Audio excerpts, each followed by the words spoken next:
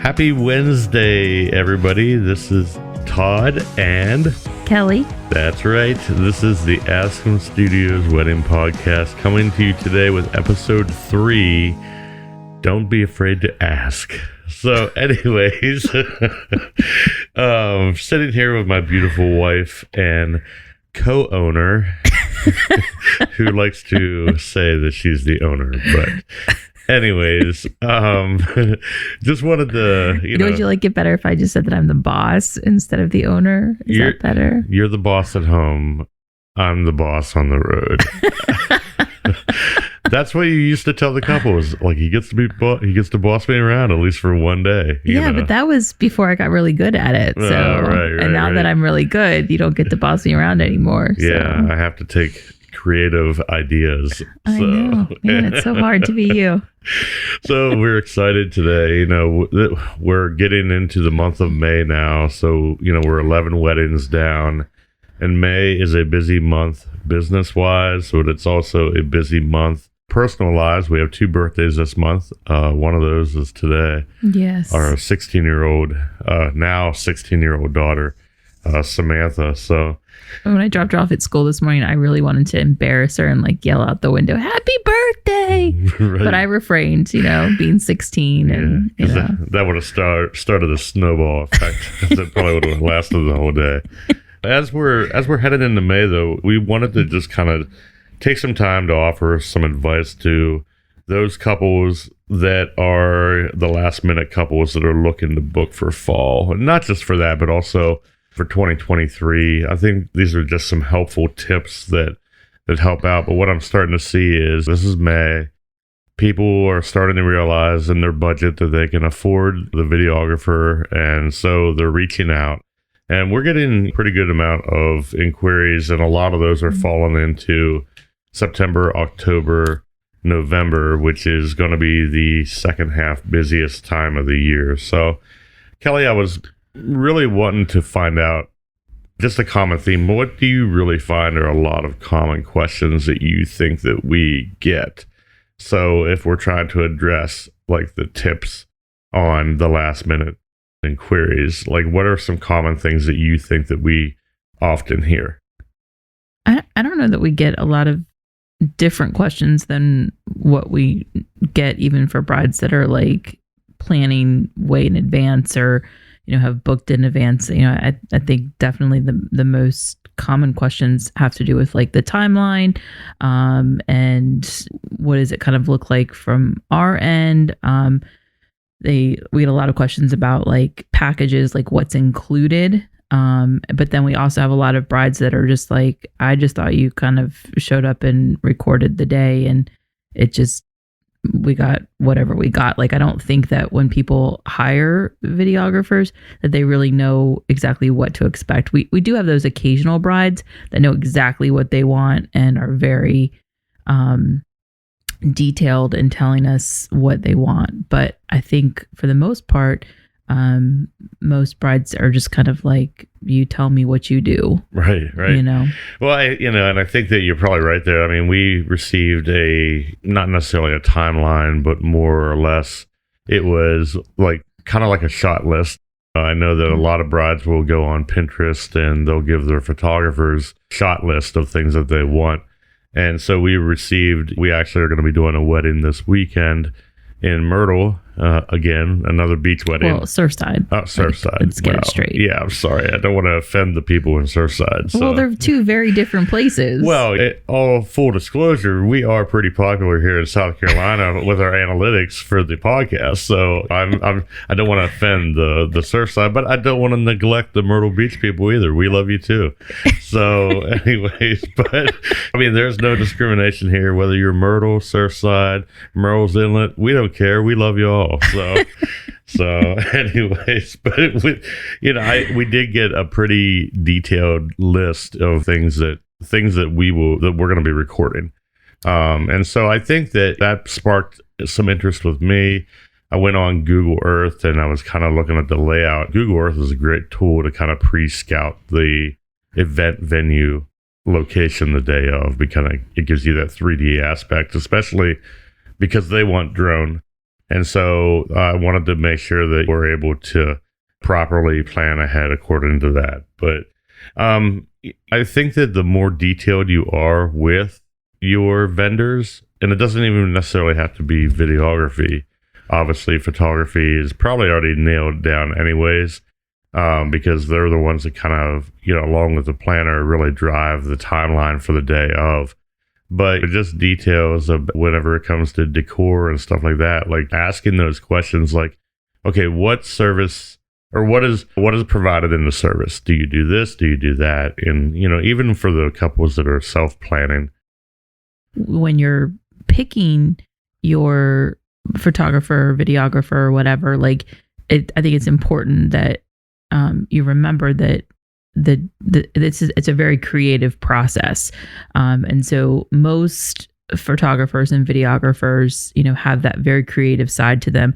So they will often kind of get inspired and and find things. So when you're looking at their work, kind of keep that in mind. Like if you're someone that doesn't necessarily like bright, or you don't necessarily like natural things, like you're more interested in kind of like photos that maybe be have light and airy,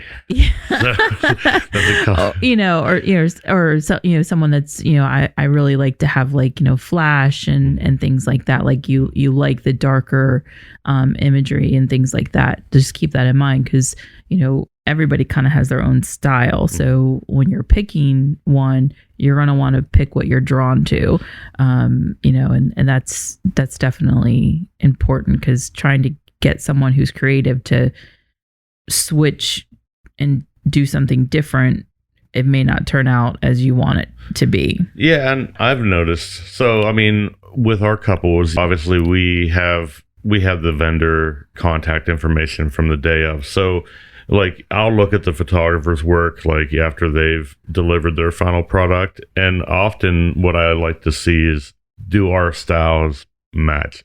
So we have a certain look. We definitely have a very cinematic look. Our films are more on the teal and orange side. And they're a little more contrasty. So it's a little bit of a darker look. But so it wouldn't be under that air quotations light and airy. I don't know that it's dark. I think that it's more, flat. Like, I don't think there's like a lot of bright. Flat's probably the better way. Yeah. If I say dark, I'm going to scare the people in Myrtle's Inlet and Surfside away. Yeah, I think that you do give a good, right. That there's a good amount of contrast, but I don't think there's necessarily like big bright colors and things like that. Well, it's surprising to me, like how often the look and feel of the photographer's work actually kind of looks similar to what we're doing. So I think the couples, for the most part, are doing their homework about what they want, what style they want, just in the conversation when it comes to that portion of it. So, I mean, obviously, I don't know how that would apply to the other vendors, but I'll leave that for the couples to decide on themselves. So one of the things that I'm also seeing, and we talked about it briefly at the beginning, was about people were reaching out because it's last minute that they're deciding that, hey, we do have the money and the budget for this. And so what are some of the advice portions that you would give that would be, don't be afraid to ask, like as far as whenever you're in the groups, or that's the kind of question I'm trying to lead into here? Well, I think, I mean, you and I touched on, I think, in our first episode, in that, don't be afraid to ask, like, if there's other options. Like, even if somebody is very, like, forthcoming and saying, hey, this is how much we charge, don't be afraid to ask, is there a way we can kind of customize a package? Is there, to fit what your budget in fact is? So, I mean, I think that's definitely question number one. Question number two, maybe, like, first off, don't be like ashamed or feel like, oh, this is crazy. There's no way this is going to work. I'm way too late in the game or whatever, because majority of the time there is still a vendor that would be available to, work work your date. There's a lot of larger companies that have multiple teams. I know we have multiple teams. Yeah. And then even there's like smaller ones that, might still be available. I mean, I think perfect example, like we just found out that one of our weddings that was booked for this month actually moved their wedding. Right. So we found that out at the last minute because we were trying to plan ahead, and so one of the things that she was not afraid to ask, ding ding, was, hey, could you? Because one of the things that we offer for our a la carte menu is video guest book. And so she was not afraid to ask if she could add the video guest book.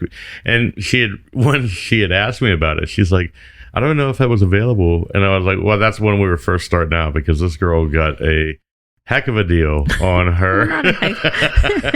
So, well, I mean, I was just starting out, and our prices were definitely entry level at that time, which is a benefit to booking early. Just saying. Yeah. So, I mean, I'm not saying we raise the prices like all the time, but as we've grown, we've realized that the cost of doing business, we do have to periodically, not sporadically. We do have to. That would be your phone, Kelly Widows. That would be your phone going off there, interrupting the show. No, I mean, we do have to periodically raise our pricing, and that's just because of. I mean, like I said, we'll keep the economics necessarily out of it when it comes to politicizing things, but costs are up right now, and I think that's another thing. Just, I'm going to go off the cusp here with this one, but I just thought about this. Don't be afraid to ask if we can structure stuff out for couples. We realize that budgets are definitely tighter right now because pricing on everything is up. And we were just talking to a vendor the other day about the pricing that goes into like plating the dinners.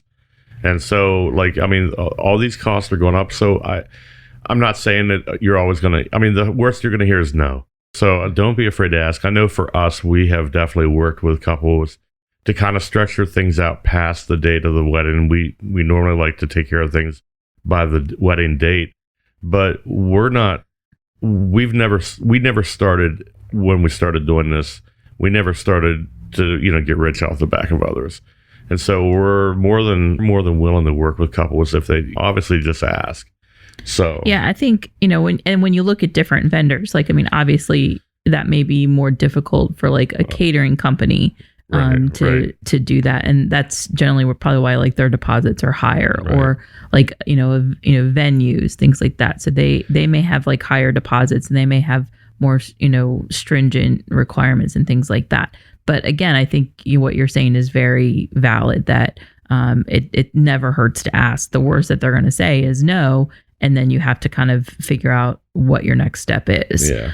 But if they say, yeah, we can definitely work something out or whatever, then that just makes it, your life a little bit easier, and makes this process a little bit easier. Yeah, because you don't know what you don't know. Right. So, and especially whenever you're going into planning a wedding, whether that's with a day of coordinator or manager, as you would have heard in episode 2 if you listen to our podcast. You might want to go back and catch that shameless plug.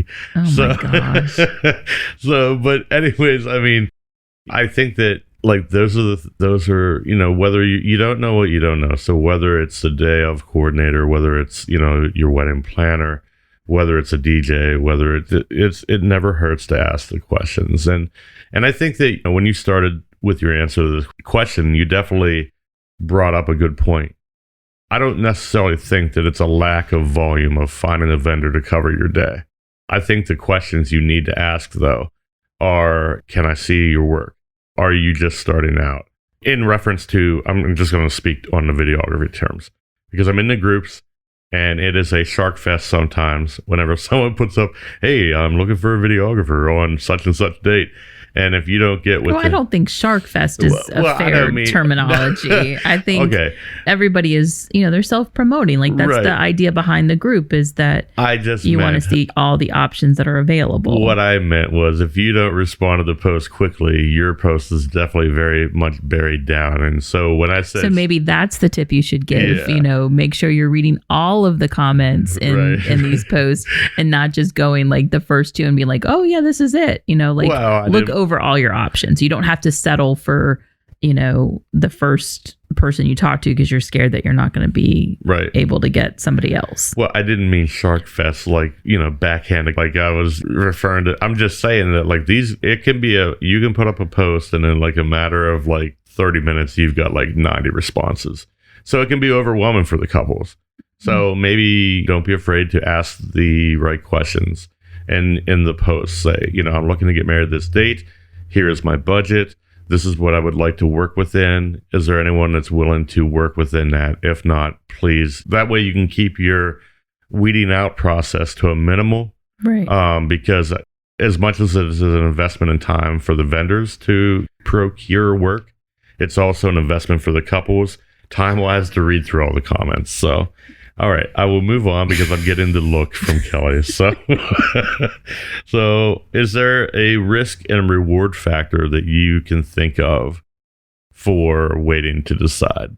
Well, I think obviously the risk is that you may not find the right match. Like I know we had one bride right now that's trying to find a caterer, and like she's really struggling because they wanted, one like a type of meal, but to try and find what is offered, like there's limited availability. And like I think they're looking for like barbecue, but they want something else besides barbecue as well. Right. And so barbecue is kind of a little bit of a speciality. I don't know that everybody can offer that in it, but anyway, so that's just an example. Like, so catering, you might run into a little bit of risk, kind of thing, because then the further out you go, you might be looking at more travel fees and things like that. So that might be something that would be a risk to do. But then you also may run into a situation where there's like a newer company that's just getting started that you might be able to get a really great deal with if you had waited a little bit rather than booking early. Right. So that's always, a thing, because there's always, new vendors that are kind of like popping up and becoming available and things like that. So I think that that's a definite possible reward. Well, and like just with the venues alone, you brought to mind, I've seen a venue that's been advertised. It's basically they're starting out their first year. It's a beautiful venue, and they're starting out at like $1,000, which is like that could be like the reward of waiting. But like you said, though, especially when it comes to venues, the risk of waiting is that it's going to get booked up quick. The trend last year was obviously as people were coming out of COVID, more weddings were being booked. So 2022 has turned into an incredible volume, even more so than 2021. And I really think that 2023 is going to be just as the same, because we have couples that are already reaching out, and we've booked close to 20 already now for 2023. So yeah, I think I was just talking to a vendor like a venue a couple weeks ago, and they were saying the same thing, that they had more booked for like the next year than what they had like 2 years ago. So I think that definitely goes to show that, like in-person weddings and, full-fledged events, I think are definitely becoming, more prominent now than what they were in the last 2 years. Yeah. And so just to kind of like to glaze over what you were just saying there, I think that the risk and reward of waiting is kind of like it's a gamble, but you have to be calculated with that gamble.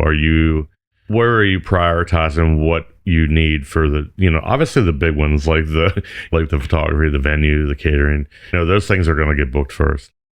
So really, but we have had couples that have successfully planned a wedding in like 6 months. Yeah. So it's not like it's not doable, for those couples that maybe have gotten engaged and then are thinking, hey, we're going to just do something simple. And then as they start planning, they're like, hey, we want this to be a little bit more elaborate. I think it's definitely possible to do, but I think it does. I think organization is kind of key, and then having very honest, open conversations together as to what you want, and then asking questions to the professionals that you reach out to. Like even if you don't end up hiring, like I know we have, talked to clients, that end up not even going with us, but we still will say, hey, these are things that you may want to be looking out for. And I think most vendors probably do provide that. Yeah. We just had that yesterday. I spoke with a mother yesterday. She had reached out about a date in October, and we're actually booked solid that day. So we have all of our teams going strong on that day. And so we had referred her to another friend in the industry that we work with here as well, with referrals through our church. And so I said to her, in the event that they're already booked, like, these are the questions that you probably want to make sure that you ask. Like, here's a great question to ask. We're a videography service, but I always harp on audio. Like, is all the audio included? Are you only getting a certain amount of speeches, and then you got to pay extra? Does the service involve the full ceremony? Are you getting your speeches and your toast in their entirety? The dances, those are another good question to ask. If you're looking outside of booking with someone that you want, there are things that if you don't know, like, you're not going to ask. And I don't know. I mean, of course, maybe I'm saying this lopsided because I have only our perspective, but I'm not so sure that, like, all the vendors are as detailed, or as thorough, maybe, in their consultations. I don't have Kelly privately calling other companies acting like she's Susie Q that's trying to get married to find out. But so that would be pretty dastardly to call me Dastardly Todd. So, oh my gosh. I'm in a mood. I don't know. Sammy woke up this morning, like, before all of us. She was so excited about her birthday. Well, no, Bear woke up. Okay. So Sammy is our 16-year-old, and Bear is our dog, but Bear is really Sammy's dog. Right. And so Bear woke up, and, like, I mean, I think it was not long after midnight. Like, I don't know if, like, he just knew, oh, it's Sammy's birthday, but he woke up and was, like, super excited, and actually woke her up and was like, I feel like the whole house was up this morning, and normally it's the other way around. It's normally like us kicking doors in, like, get up. But I mean, because they all had to be at school at a certain time, so I'm a little off today, I believe. But anyways, so it could be just that I'm that excited about Sammy's birthday that I just can't think straight. So, but some of the things that, people have asked us about are just like the special incidences that are going on during their day. Like, hey, I want to do a first look with our kids. So we'll talk about miking the kids up. We've been asked about rehearsal dinners since we moved to South Carolina. I think that we have booked, well, I know, not think, we've booked more rehearsal dinners here in South Carolina than we have in Virginia. So our Virginia teams that are still operating in Richmond and in Virginia haven't had the pleasure of doing the rehearsal dinner yet. But, those are things that normally that I don't think we would ask, because normally we don't. We don't normally ask that as part of the questionnaire. I think that kind of leads into that, or whatever, is that, like, you have to determine what's important to you. Like we talked about before, like, people giving us, like, the shot list kind of thing. Like, you have to determine what's important to you and what you really want to make sure is captured the day of. And then, ask, is this something that's, part of your normal, routine? Mm-hmm. Is this, part of something, because anytime we do a constellation, Todd always says, I mean, not that we wouldn't capture it anyway. That's what he always says. Right. He's like, not that we wouldn't get it anyway, well, which more than likely we would. But I say that because I feel like whenever we ask that question, that it makes it seem like, okay, well, they're only going to film a certain thing and not another. And it's not that I think that the question is worded wrong. I just want to reassure the couples that, hey, listen, I mean, because Kelly's worked alongside me on a ton of weddings. And, like, while during the day we will have, like, designated, like, times that are given to us, like, hey, if you need to take a break, do this. I normally work straight through the whole day.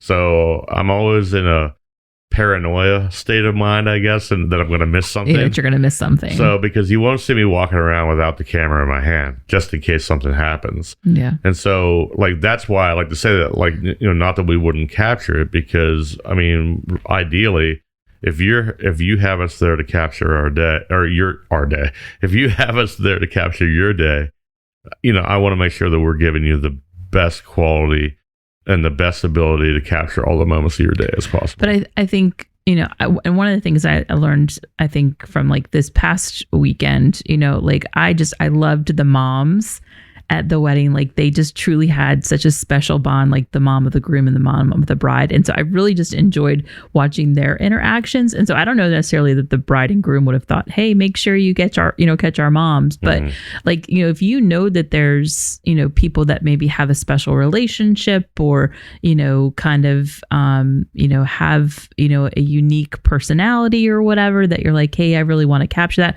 I know we had one bride that said that one of the reasons they actually did videography was because there was like a family member at a previous one that, had just, a really unique personality, and they really, the videographer was able to kind of capture that.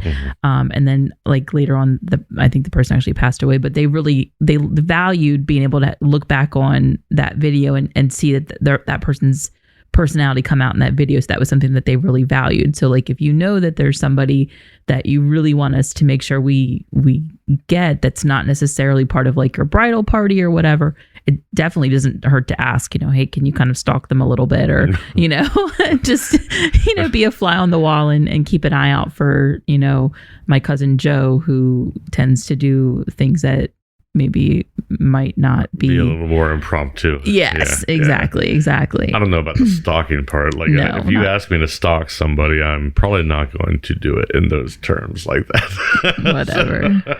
So, well, we're getting close to the end of this portion of the podcast, and I just wanted to thank everybody as well. I know that Kelly and I are excited about the overall the acceptance and the welcoming of like new people that are listening every week. I know that as I stalk the analytics to see how we're doing, like I just wanted to say thank you, especially to those that are listening in South Carolina, California, North Carolina, Missouri, Florida, Illinois, Michigan, Virginia, Georgia, and DC. That is really crazy to me that we've had the amount of listeners that are we're already in our third episode. So we really do value the connections and the relationships that we make with our couples. So, we cannot say thank you enough. But Kelly, I just wanted to ask you before we land this plane, is there anything? Your imagery today, it's just all over the place. I tell you, that's David. It was staying up watching the 3 overtimes of hockey last night, and then getting woke up by the family celebrating Sammy's birthday today. So, but I am a little, like I said, I feel like I'm off key. So, but is there anything that you wanted to add before we close out this week's episode? I don't think so. I just, I would encourage, all couples to, through the planning process, just to recognize that it does not ever hurt to ask a question. It's kind of like what they say in school. There's no stupid questions. Right. So just kind of always keep that in mind as you're going through this process, that I can't think of any vendor that would ever be like, I can't believe they had the audacity to ask, I just don't think it would ever happen. So. Right. Well, I think that my final input would be just that, you don't know what you don't know. And so, like you said, it does not hurt to ask.